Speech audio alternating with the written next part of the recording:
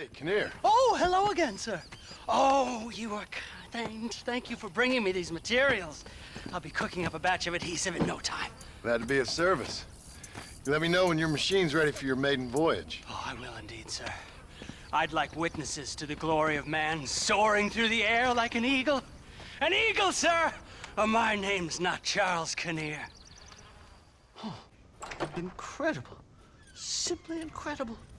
Hello, Professor. Oh, hello, sir. Oh, Mr. Marston, sir. Good day, good day. How are you? Well, my family's health and well-being are being threatened by some unscrupulous government agents, and my own hard-won freedom is under duress. But these problems aside, I suppose I'm fair. Yes, the problems of civilizing nomads. Tell me, sir, are you from Norse stock? Not as far as I know. I was raised in an orphanage. My father was Scottish. Unfortunate. You'd make an interesting case for my theory of natural population characteristics. Really? Well, yes, a white man, obviously, but with a savage spirit. Trust me, sir, I mean savage in the best possible sense. Natural nobility, but also simple, pure. I've been looking at some blood samples through my microscope, and you know what? No. Well, of course you don't. It's a remarkable breakthrough. I've been looking at the blood of both natives and white men of corresponding height, weight, and age, and you know what? Again, no. They're exactly the same. It's remarkable. It completely refutes my last book. But I'll tell you what, sir. This sabbatical in the field may have been somewhat forced upon me by circumstance, but my scholarship has benefited enormously. Would you like to partake of a syringe of cocaine? I've quite enough for two. Not right this minute, no. So it's a remarkable drug. It entirely restores the ego. It takes one back to a primal state. It helps my thinking enormously. Nastas, come on. Come in, sir. Would you like to take off your slippers? Or skin a rabbit? I know we cannot see the stars, but still my heart is pure, and we meet as equals. These savages must be spoken to simply in metaphors. No, sir. I grew up on a reservation and attended school. Oh, lovely. But I can show you what you want to see. I know where the group of bandits you seek are hiding. Both of you.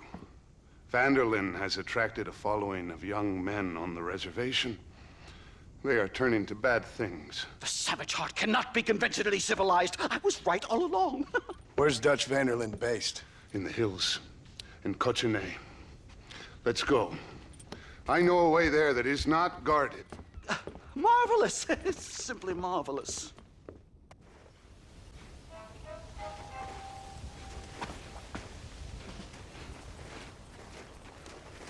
Remarkable. I'm afraid I don't really have much of a head for heights. More of a head for highs. well, anyway, I'm sure Nastas will help you. I must be on my way. I've got work to do. Thanks for the help. Goodbye, gentlemen. Enjoy yourselves.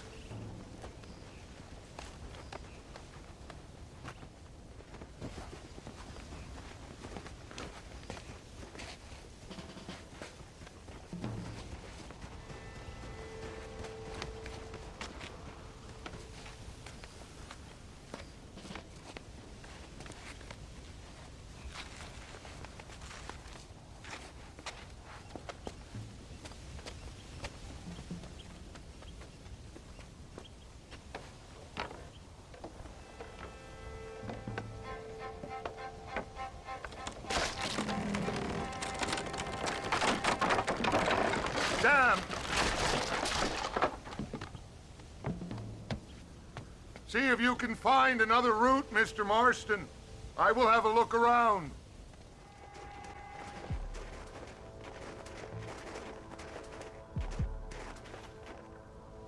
This way.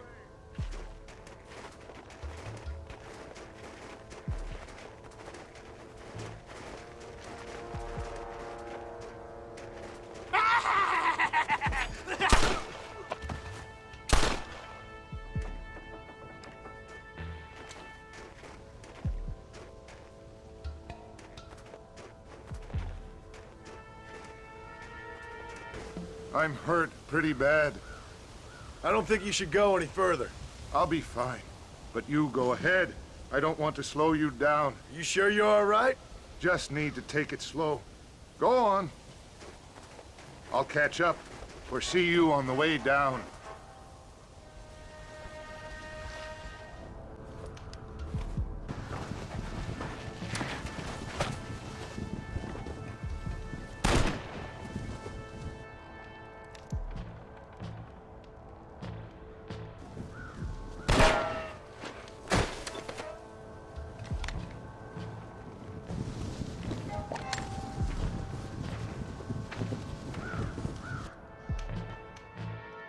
Mr. Marston?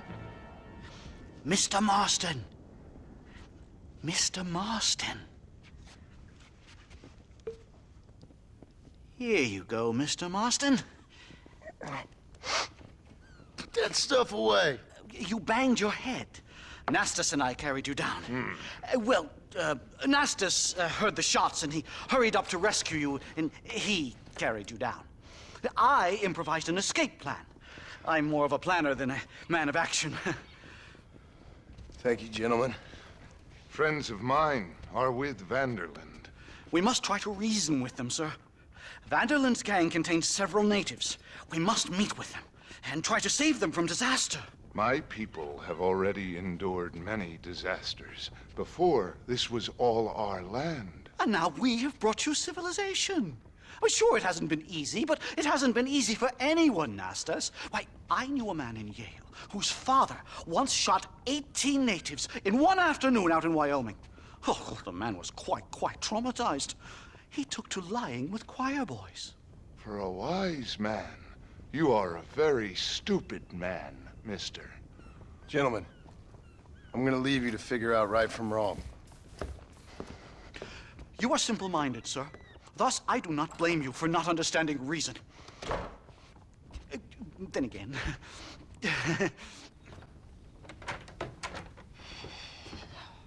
What a pleasant surprise, Mr. Marston. An informant just told us some interesting news. Our mutual friend, Mr. Vanderland, is about to pay call on his bank manager. What do you say to having a little financial discussion with the fella? This way.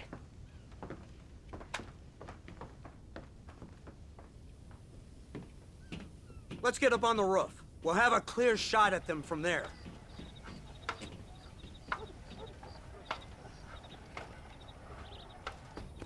That door is the only way in and out of the building, so cover it tight. Do you see those horses to the left by the building across the street? Dutch's boys hitched them there. They'll have to run that way to make their escape. Don't start shooting until they're out in the open. If we spook them, they might retreat back and hole up inside. Don't shoot till I give you the signal. Keep your sights trained on that bank door. Marston, head into the bank with Hopkins and Manning. Get Dutch. Be careful. There may be some innocent people there.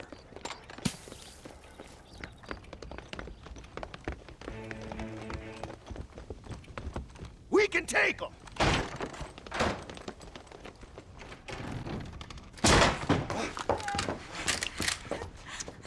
Oh, it's nice to see you, John. Hello, Dutch. How's Abigail? Well, I hope. Ain't seen her for a while. 'Cause you've been chasing me? Let the woman go, Dutch. Of course. Of course. How's your little boy? He ain't so little now. No, he must be what? 15? 16? Doesn't time fly? Don't adjust. It's over, man. Of course. Of course. I surrendered, John. You're the master now. I've been my master since you left me to die. We all make mistakes, John. I never claimed to be a saint, but equally, I never took you for an errand boy. Just trying to help my family, Dutch. By making compromises we all have to. Now let her go. It's over. You want the girl, John? You always were the romantic sort. You know, gentlemen, this man here, oh, he married a whore. Used to ride with us. We all had her. Oh, but he married her. And you know that makes him a better man than us. He's a better man. Have the girl, John. Easy, Dutch. She's a parting gift from me. No! God damn! Where's Dutch, Marston? He got away. Scared to shoot him? Too much to handle?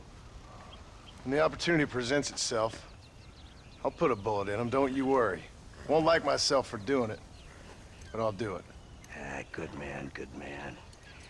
You know, at the end of this, you'll probably get a medal. I know I shall. The person who merely watches the flight of a bird gathers the impression that the bird has nothing more to think of than the flapping of its wings. As a matter of fact, this is only a very small part of its mental labor. To even mention all the things a bird must constantly keep in mind in order to fly securely through the air would take the better part of a day. The bird has learned this art of equilibrium and learned it so thoroughly that its skill is not apparent to our sight. We only learn to appreciate it when we try to imitate it.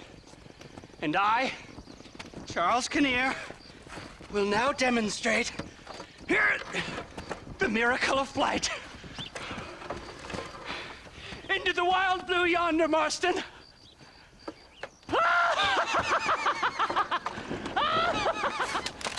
Oh dear.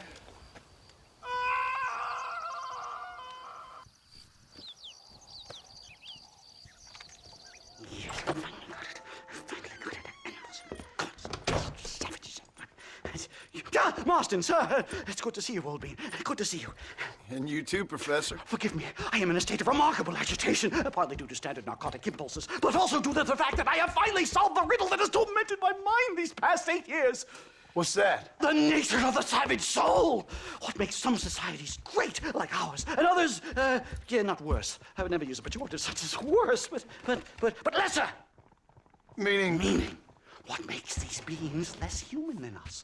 Closer to beast on the continuum between animal and God. You know, I argued with Fortescue at Yale about this. It caused a minor scandal. But I shall be proven right, sir. I shall. Mark my words. I shall show them all what civilization is all about. The redskins and the nubs at Yale. Come, sir. I have a way to sate both our desires. I will bring you, Vanderlyn, and me, the evidence of savages reverting to type. Come, sir!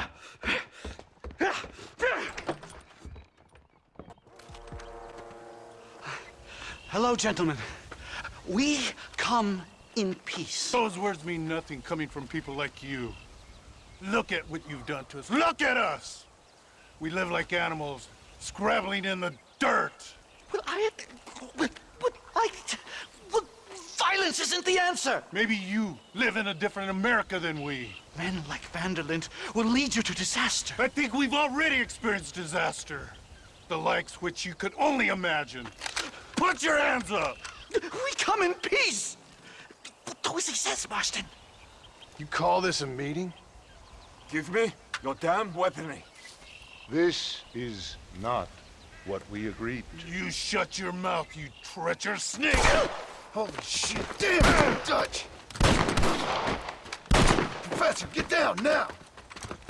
Safe and sound. Thank the Lord. So much for a meeting of minds. Thank you, Mr. Marston. I could be boiling in a pot right now if it wasn't for you. Get some rest, Professor. Professor! Oh, it's you, dear boy. Come in, and shut the door. What's going on? You leaving? Yes, sir. Yes, I am, sir. You know the thing that is vital, without which scholarship cannot proceed, sir? No, I don't. Not having a bullet in your flipping neck, sir. I am not cut out for this. No, not cut out for this at all. Nope. They're fucking savages! Savages! I think we all are. Not me, sir. I'm from Connecticut. I'm a professor at Yale. I write books. I do not deserve to die out here. Where's my tincture? Oh, yes.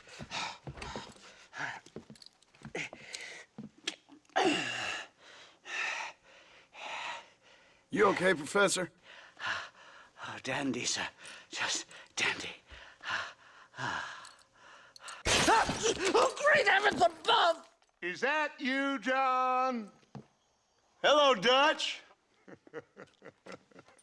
I think that's what they call two for the price of one out here in this wonderful place. Maybe so, Dutch. You and your friend there, the professor, we're gonna kill the both of you. Why you want to do a thing like that? I don't know. Sport, I guess. Fair enough. Why don't I come out there? We fight. Let the professor go and send your boys back to their families. Well, that sounds like a beautiful plan, John. Only problem is, my boys here, they already lost their families a long time ago. We aren't thieves, John. We're fighting for something a bit like you.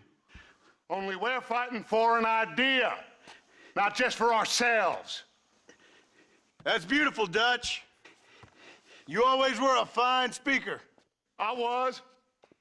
Now, would you kindly send that academic out here so we can show him what we really think about the art of anthropology? Please, sir, what are we going to do? I'm gonna hand you over to him and watch him tear you limb from limb. What? I'm just kidding. We're gonna run across the rooftops. Get you back to your ivory tower. Oh, thank you. Thank you, sir. Thank me, we're still here. Come on.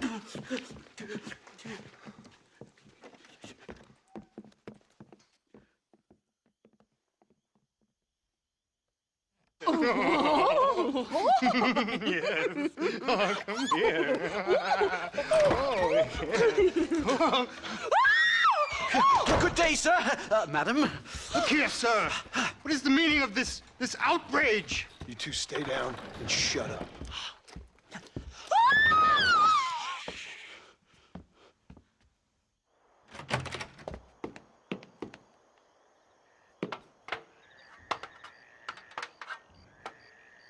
Come on! We can get to the roof this way! My research is complete! Much as I thought. There's no civilizing this savage land. I could have told you that for nothing. Ah, but they'll give me a prize in New Haven for this. Well, they bloody better. Well, goodbye, Mr. Marston. Best of luck, dear friend.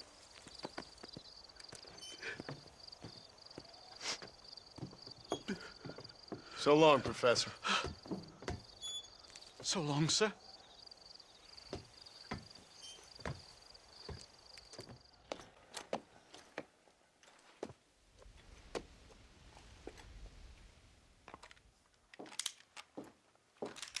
What do you want, Marston? My family. I've done what you asked. No, you haven't. This is the land of opportunity, and I gave you the opportunity to save your family, and you failed. How could I possibly reward you? Marston, you're a public menace. We should have had you killed. I wish you had. But since you didn't, where's my family? Spare me the noble savage fall in the sword tripe, will you, old boy? It's nauseating. You don't wish to be dead. You're an insignificant creature desperately clinging on to life like the rest of the scum in this town. Yeah, I know, it's tough. You like Dutch. He's a charming fellow. He makes sense. He's like one of those nature writers from back east. Only he takes things a tiny little step too far. Rather than just loving the flowers and the animals and the harmony between man and beast, he shoots people in the head for money and disagreeing with them. He's a goddamn killer. Now, I'm not a great intellect, but the metaphysical leap from admiring the flower to shooting a man in the head because he doesn't like the flower is a leap too far. So, I know it's easy. You see, me and Archer, we're the bad guys. We enforce the rules. Now, while the rules may not be perfect, they're really not so bad. Exactly. What's the alternative? Yeah. See, I'll tell you what the alternative is. It's not complicated. It's about one man and his gun versus another man. Sure, civilization may be dull, but the alternative, Mr. Marston, is hell. And the way you enforce this civilization, this freedom for men to like or not like flowers, or whatever in God's name you were just talking about, is to kidnap a man's wife and son? Well, I know there's contradictions. I'm not going to lie to you. Yeah, as I said, I'm not a great intellect. Now, after the debacle with the army and the bank, we have to put Mr. Van der Linde to rest ourselves. Will you help us? Do I have any choice? Now that you mention it, no. Then what was that pretty speech in aid of? Don't rightly know, but it sure felt good saying it. Shall we, Mr. Marston? Let's go.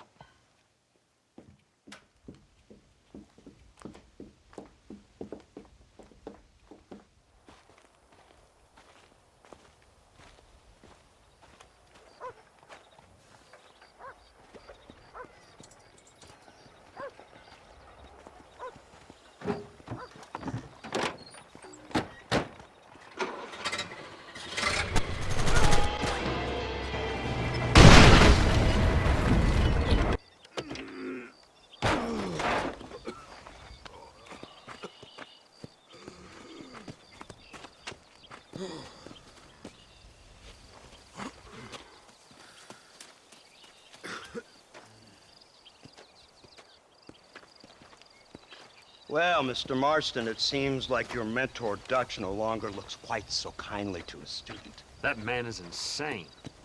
So it seems. I think we need to get him before sundown. As you say, Captain. Otherwise, he'll be gone again. And what if I say no?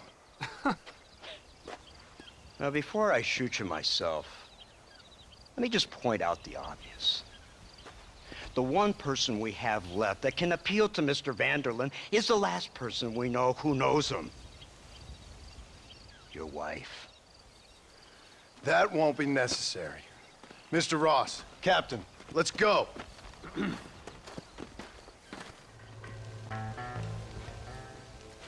You, blow that gate open. Move, soldier.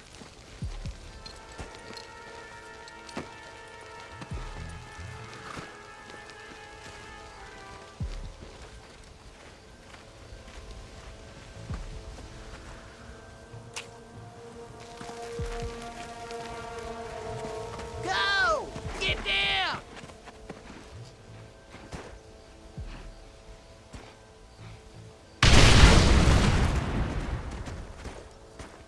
Forward! Move in!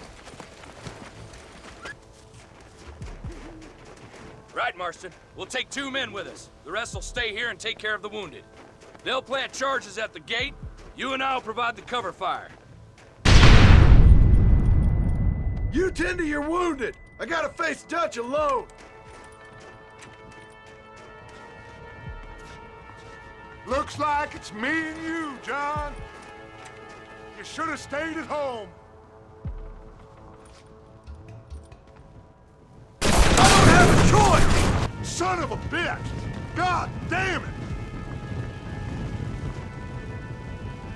You'll never take me alive, John. It's over, John. I ain't leaving here without you. You're just like me, John. You can't change who you are. You can't erase the past, John. Killing me, it won't make it go away.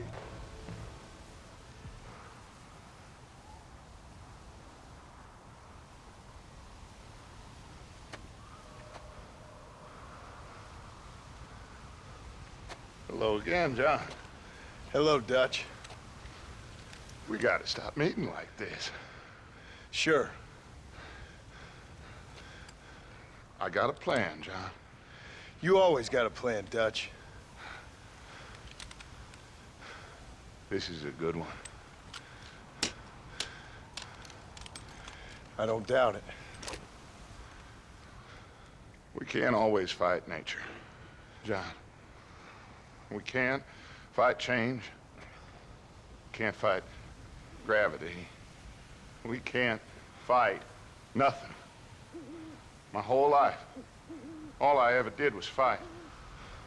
Then give up, Dutch. But I can't give up, neither.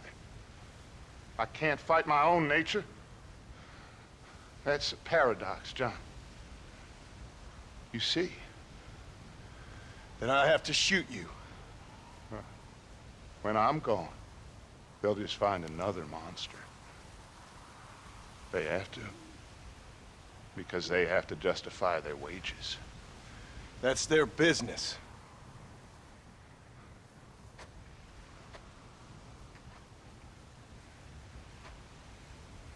Our time has passed, John.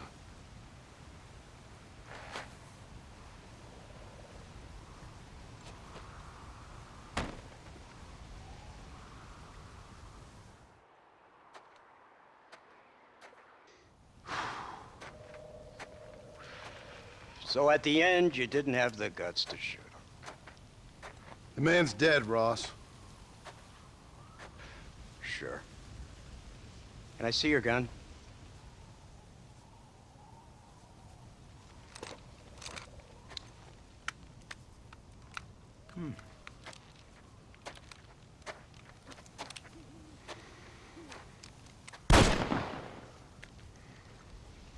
Oh, trust me. It looks better in the report that way. Where's my family? Your wife was killed in a prison riot last week. So, I'm only joking, dear boy. They were sent back to that Scrabble ranch of yours in Beecher's Hope. They're quite safe and sound. They better be. Thank you, Mr. Marston, for everything. I know this wasn't easy for you, but I have to say, you've done your country proud. Yeah, exactly. See you around, John. Try to stay out of trouble. Come on, Archer. Let's go find somebody else we can annoy.